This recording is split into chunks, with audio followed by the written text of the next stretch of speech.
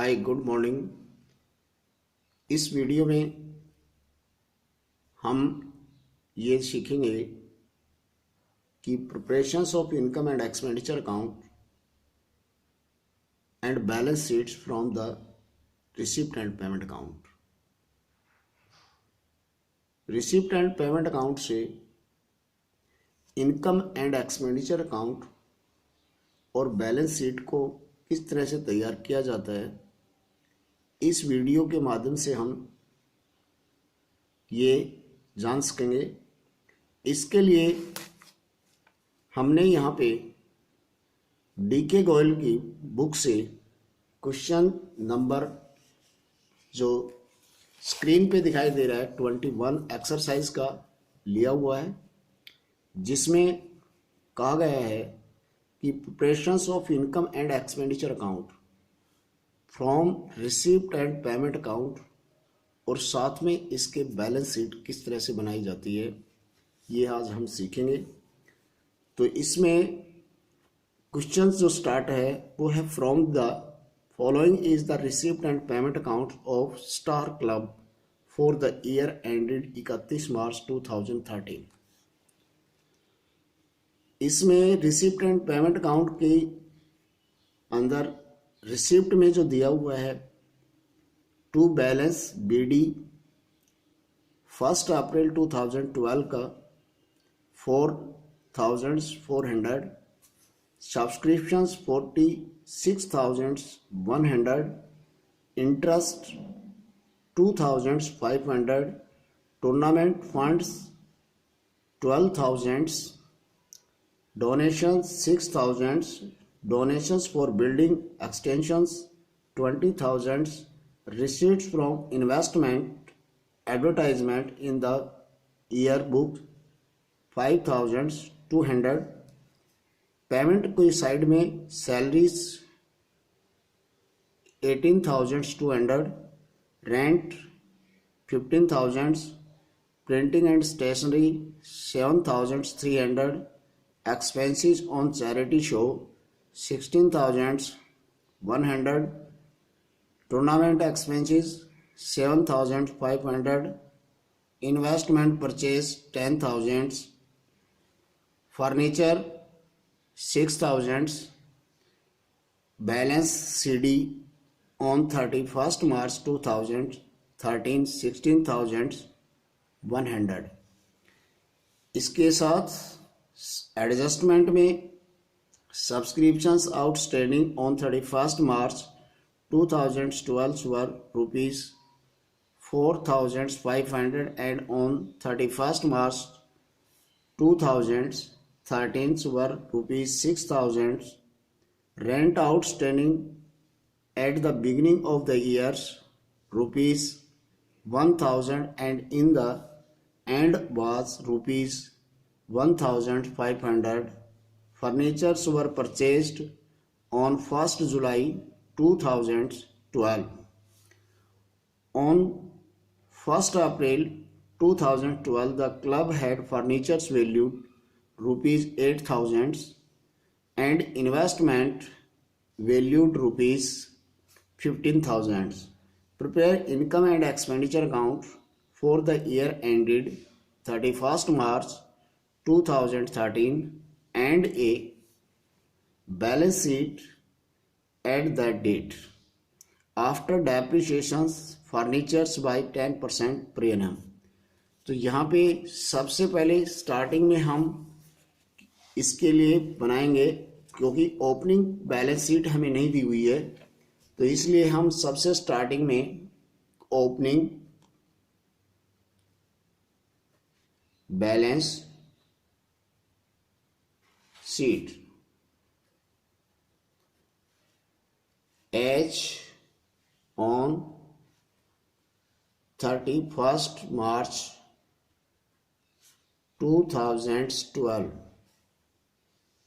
इसमें क्योंकि हमें यहाँ पे कैपिटल फंड की ज़रूरत पड़ेगी, तो इसके लिए हमें सबसे पहले कैश इन हैंड जो रिसिप्ट एंड पेमेंट काउंट की डेबिट साइड में सबसे टॉप में दिया हुआ है वो हमारे पास इस क्वेश्चंस में 4400। इसके साथ फर्नीचर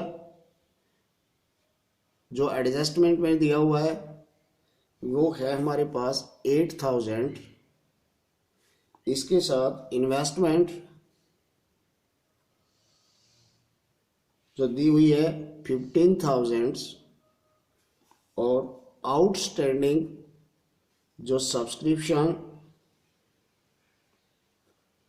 एडजस्टमेंट में दिया हुआ है वो है 4500 और इसका एसेट साइड का जो बैलेंस है वो 31900 हो जाएगा। अब हम लायबिलिटी साइड के ऊपर अगर फोकस करें तो एडजस्टमेंट में हमें आउटस्टैंडिंग रेंट दिखाया हुआ है, ओपनिंग वो है 1000।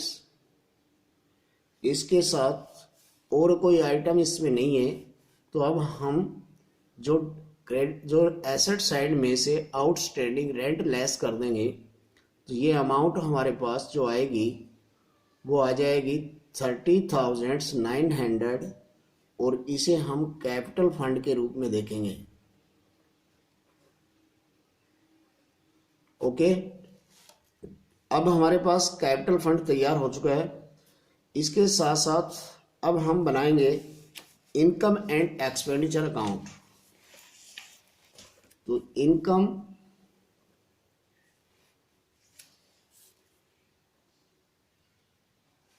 एंड एक्सपेंडिचर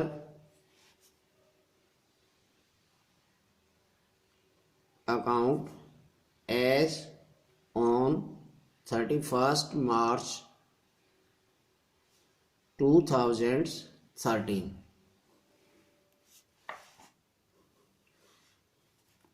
फॉर्मेट इसका इस तरह से तैयार होगा, एक्सपेंडिचर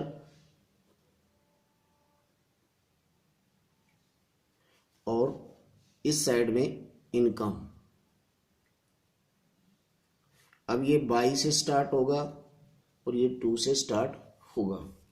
अब इसमें सबसे पहले इनकम साइड को अगर हम देखते हैं तो सब रिसिप्ट एंड पेमेंट अकाउंट में हमें मिलेगा सब्सक्रिप्शन। ये हमारे पास 46,100 दिया हुआ है। इसमें से हम लेस कर देंगे आउटस्टैंडिंग जो सब्सक्रिप्शन है 2012 का, जो हमें एडजस्टमेंट में दिया हुआ है 45,500।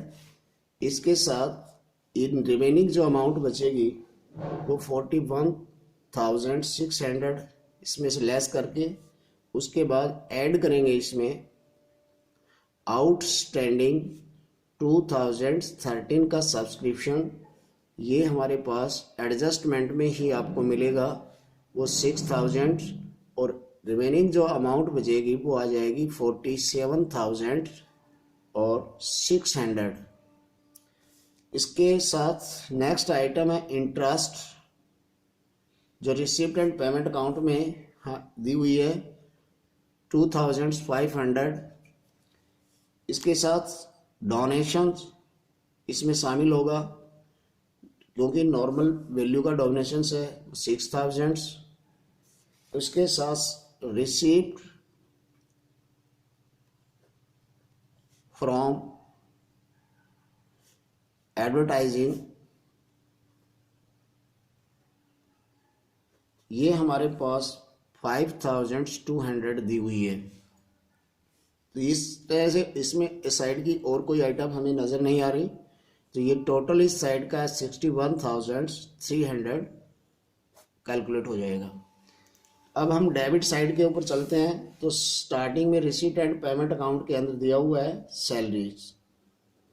सैलरीज जो हमें है, सैलरीज के ऊपर अमाउंट जो है वो 18,200 है, कोई एडजस्टमेंट इसमें नहीं है।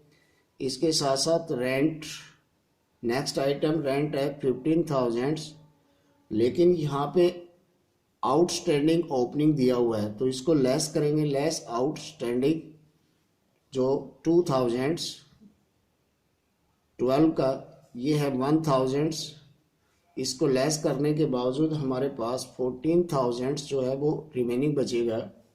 इसके साथ आउटस्टैंडिंग ऐड करेंगे जो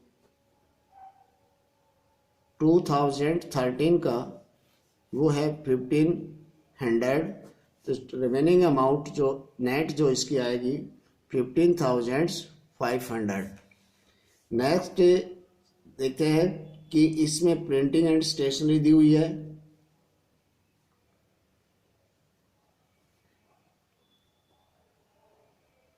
प्रिंटिंग एंड स्टेशनरी हमारे पास 7,300 दी हुई है, दिखाई गई है। एक्सपेंसेस जो है हमारे पास चैरिटेबल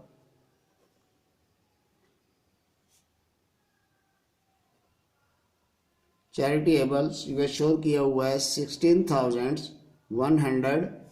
और इसके साथ साथ देखिए डेप्रिसिएशन ऑन फर्नीचर वो हमें शो करना पड़ेगा, क्योंकि ये हमने नोट में दिया हुआ है।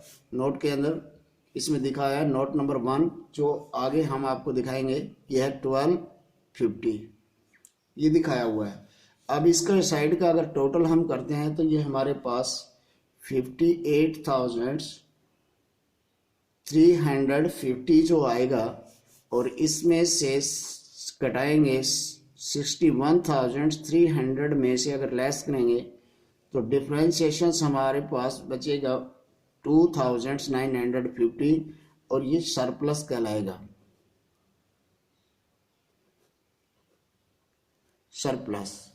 अब इसके अंदर देखिए कि जो डेप्रिसिएशन हमने फाइंड आउट किया है, क्योंकि नोट यहाँ पे मैं दिखा रहा हूँ, नोट ओपनिंग जो है फर्नीचर जो है हमारे पास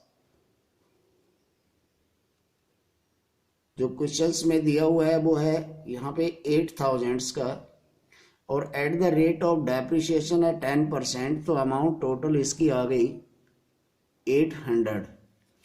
now purchase receipt and payment account में परचेज फर्नीचर शो किया हुआ है 6,000 का, और ये जो 1 जुलाई को लिया जा रहा है तो इसके ऊपर 9 मंथ का डेप्रिसिएशन कैलकुलेट करेंगे 10% रेट से।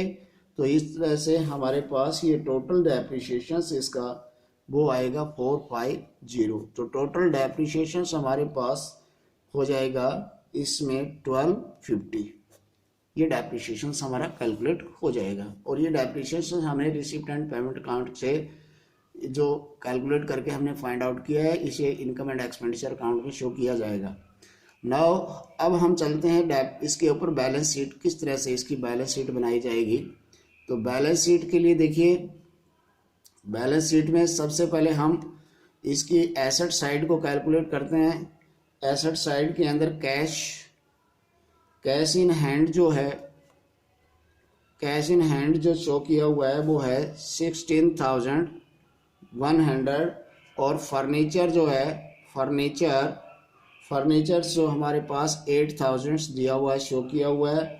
ऐड इसके अंदर फर्नीचर्स करेंगे जो हमने परचेज किया है वो कितना है 6,000, टोटल हमारे पास 14,000 का डेप्रिसिएशन होगा, इसमें अमाउंट होगी। इसमें से लेस कर देंगे डेप्रिसिएशन 1250 रुपये इसमें से लेस होगा। टोटल हमारे पास 12,000 जो हमारी आएगी 12,750 जो अमाउंट इसकी आ जाएगी। इसके साथ साथ इन्वेस्टमेंट जो है, इन्वेस्टमेंट अगर हम दिखाएंगे तो वो 15,000 जो हमारे पास इन्वेस्टमेंट है, इसमें से ऐड होगा प्लस जो हमने की 10,000 इन्वेस्टमेंट हमारी ऐड हो जाएगी, तो 25,000 जो हमारी इन्वेस्टमेंट इसमें शो की जाएगी। इसके साथ साथ गाइस हमने देखा आउटस्टैंडिंग सब्सक्रिप्शन जो है वो हमारे पास दिया हुआ है 6,000, तो टोटल इस साइड का अगर हम कैलकुलेट करेंगे तो 59,850 जो है अमाउंट इसकी बैलेंस शीट की एसेट साइड से होगी। अब हम चलते हैं इसकी लायबिलिटी साइड के अंदर। लायबिलिटी साइड्स अगर हम बनाते हैं तो लायबिलिटी साइड के अंदर सबसे पहले आउटस्टैंडिंग रेंट दिया हुआ है हमारे पास। आउटस्टैंडिंग रेंट 1500 दिखाया हुआ है। इसके साथ साथ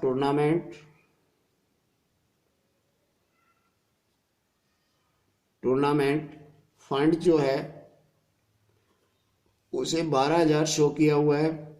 इसके लेस करेंगे इसमें से एक्सपेंसिव जो दिखाए गए हैं रिसीव्ड एंड पेमेंट अकाउंट में 7,500, टोटल अमाउंट जो नेट बचेगी 4,500।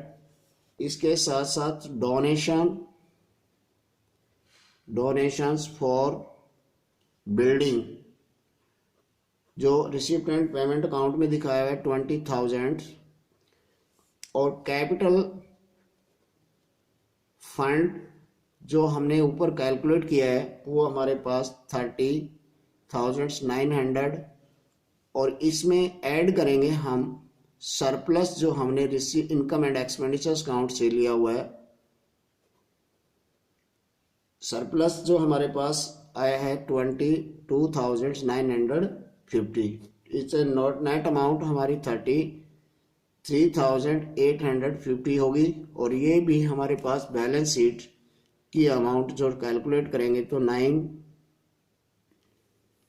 59,850 हो जाएगी।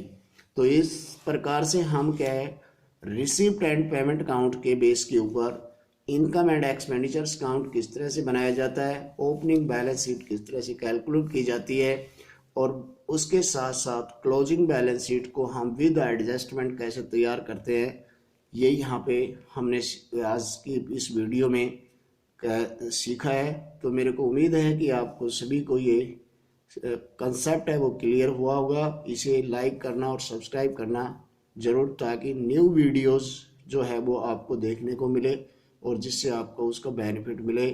Thanks, have a nice day.